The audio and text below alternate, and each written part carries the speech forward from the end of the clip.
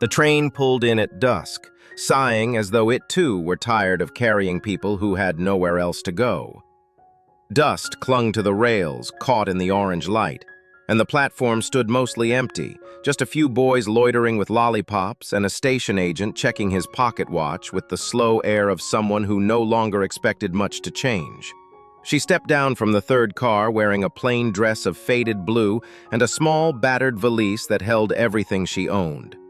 The brim of her straw bonnet hid much of her face, but her mouth was set in a practiced expression of calm. A hopeful expression, if one looked closely. Hope was all she had. Her name had not been her own for some time. She'd signed it with a trembling hand on a letter meant for Mr. Nathaniel Cross of Dry Creek, Wyoming Territory. A mail-order bride. A last chance sent by rail and ink. The paper had promised warmth, land, and a man seeking companionship more than passion. That had been enough. But as the train hissed and groaned behind her and the platform slowly emptied, no one stepped forward. She stood there, heart pressing into her ribs, scanning the platform. A tall man in a leather duster was helping an old woman with her baggage. A teenage boy was selling apples from a crate. A dog barked once and chased a tumbleweed, but there was no one who looked like they were searching for her. The station agent caught her lingering glance and tipped his hat. "Ma'am, you expecting someone?" "Yes," she said. The words stuck in her throat like dry bread. "Nathaniel Cross, he sent for me." The agent frowned and scratched the back of his neck. "Well now, I reckon I know most folks in Dry Creek. Don't recall no Nathaniel Cross living here for a time. Closest I can think was old Nate Cross. Died near on 2 months back. Cattle stampede, poor fella. Ain't heard of no kin." She didn't say anything at first. Her eyes were dry, but her grip on the valise trembled. "He sent for me before," she whispered. I didn't know." The agent looked down, then nodded with quiet sympathy. "I'm real sorry, miss. That's a long ride for bad news." She nodded, still not crying. The thought wouldn't settle. She'd been sent for. She'd left everything. She'd traveled 4 days by train. And now she stood in a place where no one knew her name, because even she wasn't sure of it anymore. "You got kin anywhere?" the agent asked gently. "Any place to go?" "No," she said, truth falling like a stone in a well. She had no people left, not after the fever took her sister, not after the boarding house turned her out for being unable to pay. "No, I suppose I'll find work." "In Dry Creek?" The agent glanced at the town behind him, little more than a main street with a mercantile, a church, a saloon, and not much else. "Not many taking on help." She nodded again. The last bit of warmth in her chest went out like a lantern flame, but she stood straighter, gathering herself. She hadn't come all this way to crumple. Not now. "I'll ask around," she said, and started down the steps. That's when she saw him. He was standing beside a bay gelding, dusty hat tipped low, arms crossed over a broad chest. His clothes were rough but clean, boots well worn. He wasn't watching her exactly, more like trying not to. Still, she felt his eyes flick to her now and then, like he was measuring something. She didn't know what made her walk over to him. Maybe desperation. Maybe the fact that he looked solid in a world that suddenly felt unkind. Maybe because he hadn't looked away when she met his gaze. "Sir," she said quietly, holding the valise in both hands, "I'm looking for work, or a place to stay, just for a while. Someone was supposed to meet me. He's gone now." He studied her face. His own was weathered, as though the sun and wind had tried carving into it and given up halfway. "You from the train?" he asked. She nodded. "Yes. You got a name?" A long silence stretched. Finally, she said, "Not one that matters here." He tilted his head at that, but didn't press. "I've got a ranch outside town. Could use another set of hands. Not much, but there's space in the bunkhouse. Separate, quiet." "You'd hire a woman?" "I'd offer a roof," he said simply. "Work enough to earn your meals. I ain't looking for company." She felt heat creep into her cheeks, but not from shame. It was something else. Relief, maybe. Dignity. A way to begin again. "Thank you," she said. He nodded once and turned toward the horse. She followed, walking beside him down the dusty street as the sun sank into the hills. She didn't know his name. He hadn't asked hers again. But something about the rhythm of his stride beside her made her feel less alone. She wasn't a bride, not anymore. But maybe she wasn't lost either. The sky above turned indigo, stars starting to bloom one by one. The gelding nickered softly and they walked on into the evening. The road to his ranch was long and quiet, bordered by stretches of amber grass that moved like water in the breeze. Mountains crouched in the distance, dark and watchful, and the sky overhead turned from indigo to black, scattered with stars as clear as lantern light. He said little as they rode. She didn't ask much. The horse's hooves made a soft, steady sound on the dirt trail, and the silence between them settled in, not awkward but solemn, like they were both listening to the same unseen wind. They reached the ranch after an hour's ride. The house was plain but sturdy, clapboard walls and a tin roof, a porch with a rocking chair that creaked when the wind caught it. A barn stood nearby, slatted and wide, with the gentle smell of hay and horses curling through the air. 2 dogs barked once, then quieted when they saw the man. He helped her down from the horse but didn't offer his hand. She didn't need it. She steadied herself and followed him as he led her to a small shed-like building not far from the barn. Inside was a narrow bed with a quilt folded at the end, a basin and pitcher, a stool, and a shelf with a single book. It was clean, sparse but not unkind. "You can stay here," he said, "long as you work." "I will. Chores start early. Water, feed, eggs, fence check. You know livestock?" She hesitated. "I know how to care for what's mine. I'll learn the rest." He gave a single nod. "Good. Name's Eli Harper." She let the name settle between them. "Thank you, Mr. Harper." He tipped his hat. "There's coffee in the house if you rise early. I'll leave you be." And then he left her there, standing in the doorway of the little room that would, for now, be her home.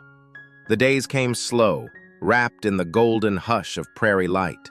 Mornings were cold and crisp, dew silvering the fence posts and the backs of the chickens. She rose before dawn, tied her hair back with twine, and fell into the rhythm of labor. Water pails, scattered feed, mucked stalls. Her hands blistered, then calloused. Her back ached, then strengthened. Eli didn't speak much. He worked beside her some days, repairing fences or checking cattle, his presence a quiet one. He moved with the ease of a man who had built his life by himself. But he never looked down on her, nor ordered her about. He simply showed her the work and trusted her to do it. She watched him sometimes, how he ran his hand down a horse's flank, patient and firm, or how he stood at the edge of the pasture at dusk, hat in hand, as though remembering someone he missed. He wasn't cruel. He wasn't kind either, not in the usual way. But there was a gentleness to the way he moved through the world, like he didn't want to break what was already fragile. She respected that. It mirrored something in her. Nights were colder, and she wrapped herself in the quilt, staring up at the low ceiling, listening to coyotes in the hills. She thought often of the man who had sent for her, Nathaniel Cross. What kind of life would they have had? Had he been kind? Had he looked for someone like her out of loneliness or out of hope? But she never cried. There were no tears left, only a steady, slow acceptance. This life, this hard, clean life, was hers now. One evening, Eli brought in a broken lantern from the barn and set it on her porch. "You any good with your hands?" She took it gently, turning it in her fingers. "Maybe." He nodded. "Can't see proper after sunset out there. Reckon it's safer fixed." "I'll see what I can do." And she did. She found the flaw, a bent wire and a loose screw. She mended it with a nail and a whisper, and lit it with a match. The light bloomed warm and steady. She left it outside his door the next morning. After that, something shifted. Small things. He brought her a length of calico cloth from town without saying why. She left fresh bread on his porch when she baked. They passed each other tools, mended a fence together, traded quiet comments about the weather, the stock, the moon. Once, as they lifted a fallen beam in the barn, he glanced at her and asked, "You ever think of going back?" "To what?" she replied softly. He didn't answer. He didn't need to. They both knew there was nothing waiting for her, or for him. One afternoon, a storm rolled in hard and fast. She was gathering eggs when the wind picked up, and by the time she ran for cover, rain was slashing sideways across the yard. She burst into the barn soaked and shivering, and found him already there, calming the horses. He looked at her, hair plastered to her face, dress clinging to her frame, and for the first time, something like concern broke through his reserve. "You all right?" he asked, stepping closer. "I'm fine," she said, breathless, but her lips trembled. He pulled off his coat and set it over her shoulders. His hands were large, warm, and careful. When she looked up at him, she saw something flicker in his eyes, something he tried to push down. Neither of them said anything more. The storm howled outside, but inside the silence was warm, and the lamp glowed soft between them. Winter came early to Dry Creek. Frost clung to the window panes by mid-October, turning each morning into a quiet ritual of kindling fires and rubbing warmth back into cold fingers. The earth stiffened. The creek that bordered the west field glassed over with ice, and the animals huddled closer in the barns. Work slowed. The sky turned pale and low. Inside her small room, she stitched by lantern light, mending worn shirts and piecing together a patchwork quilt from scraps Eli had found in an old trunk. There was comfort in the rhythm of needle and thread, in the softness of fabric worn by time. At night, wrapped in that unfinished quilt, she felt something near to safety, something near her home. Eli had grown quieter still, but not distant. It was a quieter quiet, the kind that lives between people who trust each other without needing to say much. They shared coffee at dawn, always in silence, sitting side by side on the porch with cups steaming in their hands. Sometimes he'd hand her an extra biscuit. Sometimes she'd bring him a sprig of dried sage to ward off the cold. One morning, as snow whispered softly to the ground, he brought her into the main house. "There's a stove here," he said simply. "Easier than yours. Warmer." She hesitated on the threshold. The house was filled with a quiet stillness, dusty books on the shelf, a photograph of a woman and child on the mantel, now faded and curling at the edges. She saw it, and something in her heart gently pulled back. "Your family?" she asked. He paused. "Wife. Once. And a daughter." She didn't press, and he didn't say more. The snow fell steadily outside the window. That evening, they ate supper in silence, beans, bread, salted meat, and she lit a second candle just to soften the shadows. After the meal, she stood to wash the dishes, but he stopped her with a soft gesture. "You've done enough today," he said. "Sit." So she did. In a wooden chair by the fire, quilt across her lap, hands resting in stillness, Eli sat across from her. Between them, the fire cracked and sighed.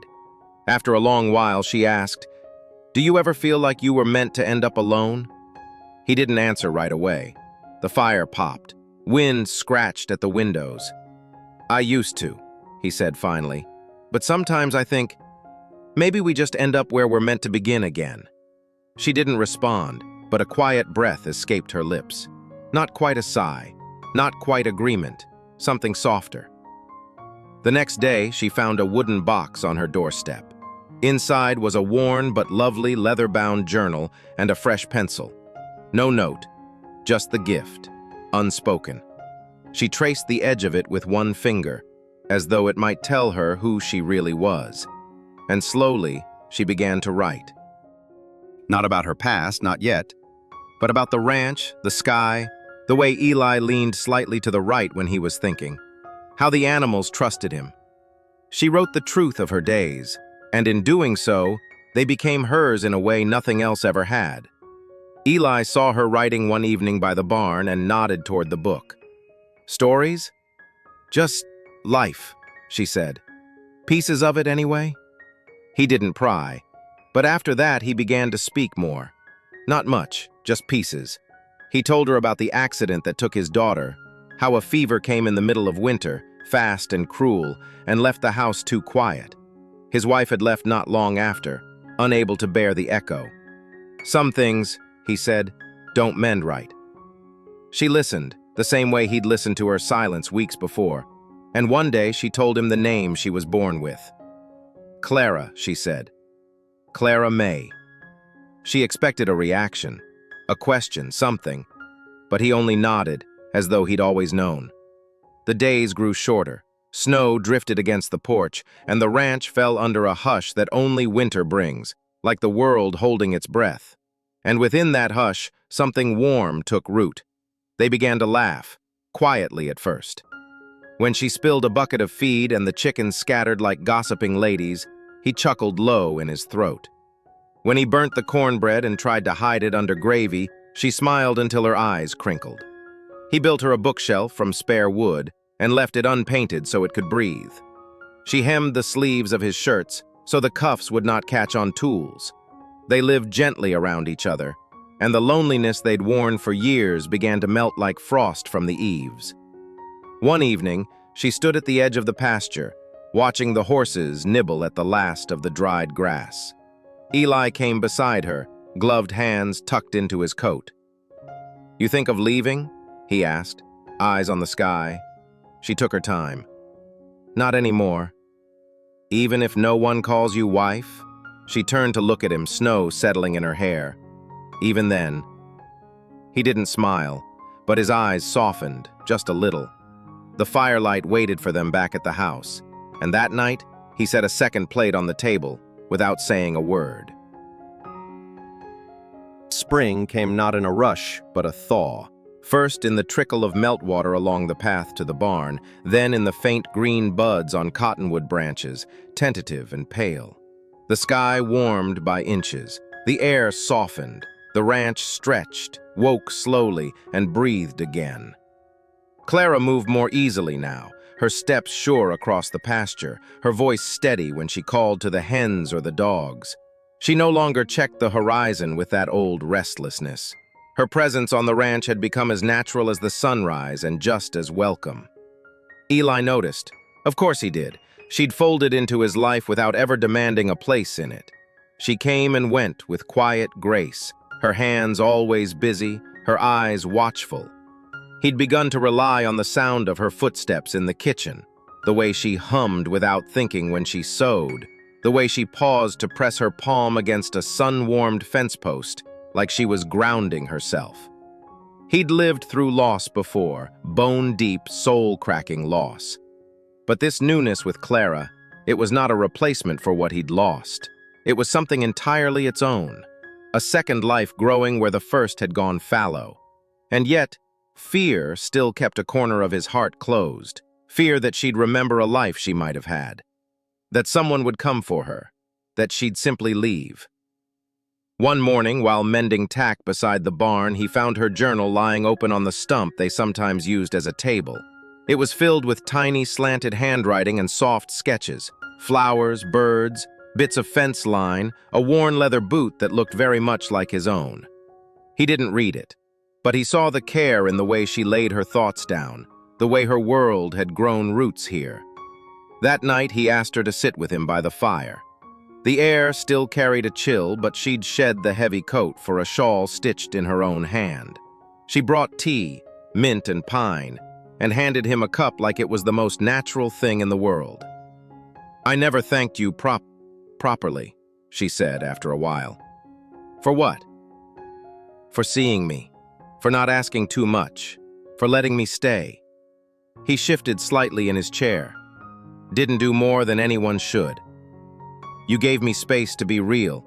That's more than most." He looked at her then, really looked.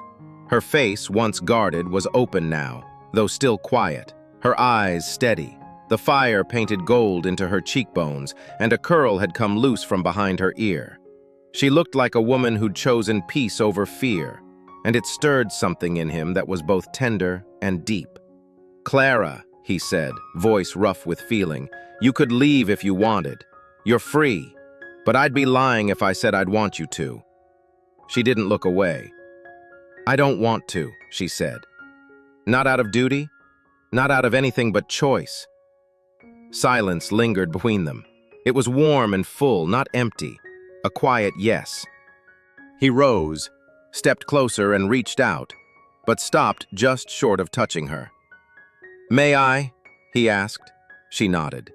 His hand brushed the side of her cheek, rough fingers against soft skin. Not possessive, just present. And she leaned into it, like it was a homecoming. No kiss followed, no rush. Just the honesty of closeness, the power of being seen and not turned away. In the days that followed, things did not change all at once. That was not their way. But she moved more freely through the house. Her journal stayed open on the table. He began showing her parts of the ranch he hadn't taken anyone to since his daughter died. His fishing rock by the creek, the wild apple tree that bloomed white and fragrant each May. One morning she stood in the kitchen, holding a folded piece of paper she'd pulled from the back of her valise, her old letter, the one she'd sent to Nathaniel Cross. "I think," she said softly, "it's time I let this go." She offered it to Eli. He took it, but didn't unfold it. "I won't read it unless you ask me to." She smiled. "I don't need you to. I'm not that woman anymore." He tossed the paper into the fire. They watched it curl and blacken. She didn't flinch. The flames took the past, gently. Later that day, he rode into town. When he returned, he brought with him a parcel wrapped in brown paper and twine. He handed it to her on the porch, and when she opened it, she found a pair of soft leather gloves and a new journal, bound in deep green with her name, Clara May Harper, pressed in gold on the spine. She looked up sharply, startled. He met her gaze, sure and quiet. "If you'll have it," he said. "The name, the life, me." Tears welled up then, though she blinked them back. She set the gloves down carefully, closed the journal, and stepped forward into his arms for the first time.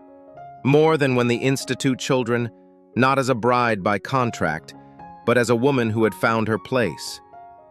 They stood like that for a long while.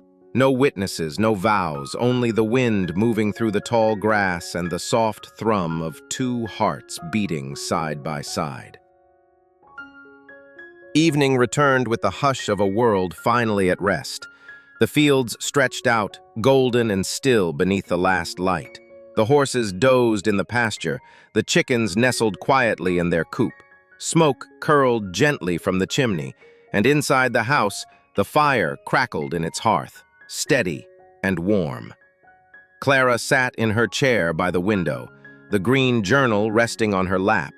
Her fingers traced the embossed letters of her new name, not a name given, but a name chosen, earned.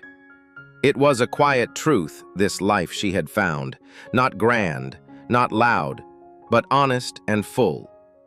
Eli moved about the house, lighting one last lamp, checking the latch on the door, always thoughtful, always nearby. When he passed her chair, he brushed his hand across her shoulder. Just a small gesture, but it rooted her deeper than any word. Outside, the moon rose slowly over the hills, silvering the edges of everything it touched. The land, the house, the two hearts inside it, all held beneath its gentle gaze.